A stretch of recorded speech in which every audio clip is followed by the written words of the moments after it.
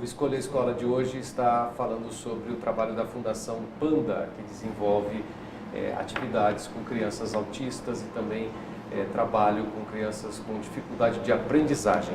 E para falar sobre esse assunto, quem está conosco hoje é a doutora Cristiana Gonçalves de Almeida, que é psicóloga e trabalha na Fundação Panda. Temos mais perguntas? A gente tem uma pergunta aqui da Fabiana Costa, Chico. Ela pergunta o seguinte: qual a relação do TDAH, é TDAH? Isso, com o autismo? São dois transtornos, né, diferentes. Quando a gente fala de transtorno do espectro do autismo, a gente fala desses dois sintomas que a gente já falou, né, de padrões restritos e estereotipados e dificuldade de linguagem. Quando a gente fala de transtorno... transtorno TDAH. Nossa, gente, fugiu. Hiperatividade, né? Transtorno de déficit de atenção e hiperatividade, fugiu aqui. A gente está falando de um outro tipo de transtorno relacionado a dificuldades de atenção e crianças que podem ser hiperativas ou então o tipo combinado. Então a gente tem desde crianças que têm um padrão desatento, elas podem ser quietinhas, mas elas não conseguem se atentar ou ficar por um tempo realizando uma tarefa que as outras fazem.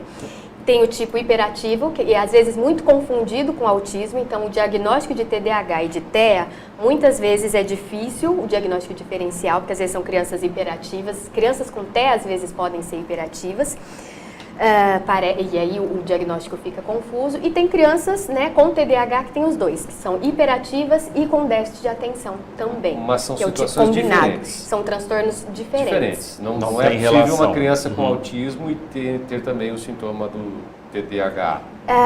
Eu preciso consultar se essa nova classificação, porque antigamente eram transtornos que não dá distintos. Agora eu não tenho certeza se eles podem ser comórbidos. Né? Hoje, como a gente trabalha para a gente, como analista do comportamento, o diagnóstico em si, não é a gente que faz o diagnóstico. E o que a gente sempre fala é que, por mais que chegue uma pessoa com autismo para a gente vai estar falando de pessoas muito diversas. Então, o nosso trabalho não é o nosso tipo de trabalho não é classificar exatamente, este tem TDAH, esse tem TEA, mas é olhar, ver quais as dificuldades a criança tem e, a partir daí, como a gente pode ensinar essas habilidades que ela deveria ter desenvolvido e não desenvolveu.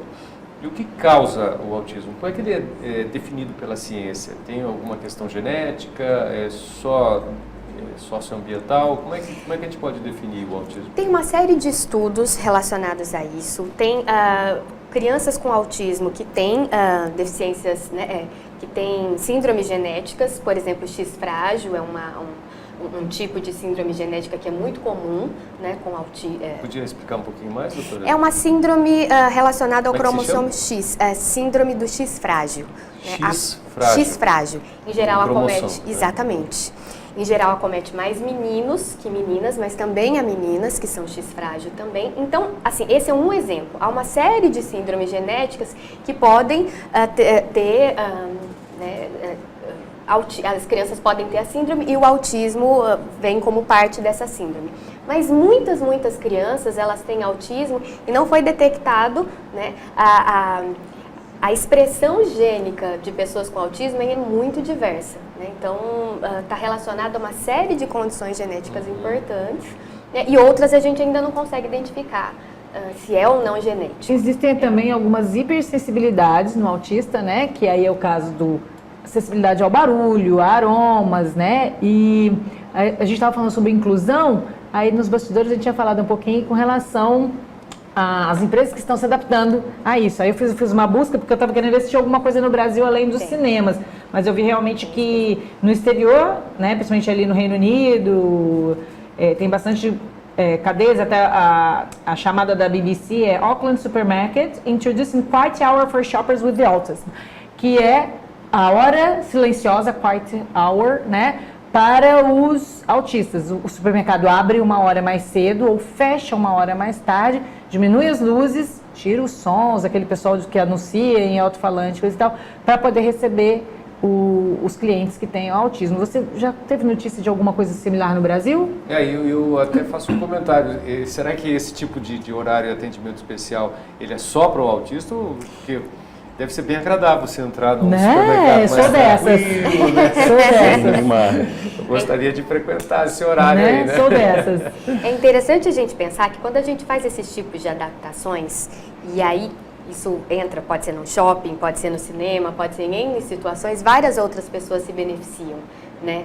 Agora é importante a gente pensar, enquanto você estava falando sobre isso, porque varia muito as alterações sensoriais de uma criança autista. E às vezes, assim, eu já tive crianças que às vezes o que incomodava era o barulho do lápis, específico lápis, quando riscava no papel. Que é um tipo de barulho que não é muito alto e que não incomoda a maioria das pessoas. É um então, exatamente. Ruído, né? Um ruidinho. Mas é um ruído muito baixo. Então, assim, eu acho muito legal toda essa conscientização e uma mobilização para pensar em quais são as necessidades que uma série de pessoas precisam, né? E a gente entra na questão do autismo. Mas eu acho que é interessante a gente pensar também que existem características e necessidades muito peculiares, né? Sim. Mas eu achei muito legal toda essa ideia, a ideia, né, do cinema azul, da sessão. A minha sobrinha, por exemplo, a implicância dela é com mussarela e ela personificou a mussarela. A questão era o cheiro da mussarela e ela personificou. A mussarela virou um personagem e ela odeia a mussarela. E ela consegue identificar onde tem mussarela. Um supermercado onde vende a mussarela, alguém que chegou com o pacote de mussarela e ela personificou a mussarela. Transporta para um objeto ou para um produto, né? A implicância. Sentimento que ela tem. E é um leque de diferenças. Então, às vezes, não é um cheiro muito forte, não é um barulho mussarela. muito forte, né? Mas Você viu esse comentário da Fabiana aí, Pasquim? Pois é, foi ela que fez a né? pergunta da relação, né, do TDAH com o autismo. Ela disse assim, ó, perguntei porque o neurologista do meu filho disse que TDAH é um grau abaixo do autismo. Aí ela colocou aqui, meu filho tem TDAH. Meu marido trabalha na AMA e os alunos vão sempre a mercados, já falando que a Fabiana... Primeiro essa questão aí desse diagnóstico que o TDAH é um grau abaixo do autismo? Então, é porque o autismo, a gente vai ter, varia muito. Então, tem pessoas que realmente têm um comprometimento extremamente impactante na vida. Então, a pessoa vai precisar de apoio para fazer tudo, né? E tem pessoas com autismo que se casam, que trabalham, que têm uma vida autônoma. Tem pessoas com TDAH que também têm uma vida com muita limitação. A gente vê os casos de TDAH que são muito graves também, né? Penso que, assim, em termos de incidência, há mais casos graves, isso aí é pensar, porque eu teria que ver em termos de epidemiologia, mas há casos mais graves de autismo que TDAH, mas há casos de TDAH muito importantes também. Doutora, e o autismo se trata também com medicamento? Como é que é esse aspecto? Não tem nenhum medicamento para autismo. Tem alguns sintomas que podem melhorar, por exemplo, às vezes a irritabilidade pode diminuir, ou questões de sono. No caso da irritabilidade, seria um tranquilizante, um medicamento que deixasse a criança mais... Podem ser desde antipsicóticos, ansiolíticos, tem uma série de medicações que às vezes Anticonvulsivantes. aí para caso de crianças com epilepsia, uma série de medicações, mas não para tratar o autismo. O autismo é uma síndrome, um transtorno comportamental, então a gente identifica por padrões específicos de comportamento. E o que realmente trata e está bem estabelecido como tratamento para autismo é a intervenção, é a terapia.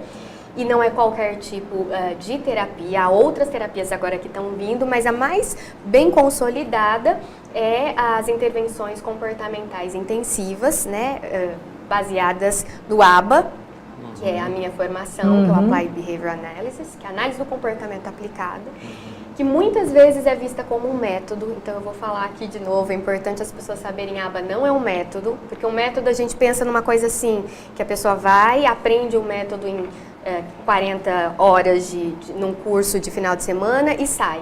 A gente está falando de uma área muito ampla do conhecimento, porque a gente está trabalhando com pessoas muito diversas, onde o terapeuta ele precisa ter uma formação não num método só, mas num conjunto grande de métodos e baseado em toda uma forma cuidadosa de olhar, avaliar a criança, né, para que realmente tenha resultados. Tá certo, a gente vai fazer só mais um intervalinho, já estamos de volta com Escolha Escola, hoje falando sobre autismo e também o trabalho da Fundação Panda.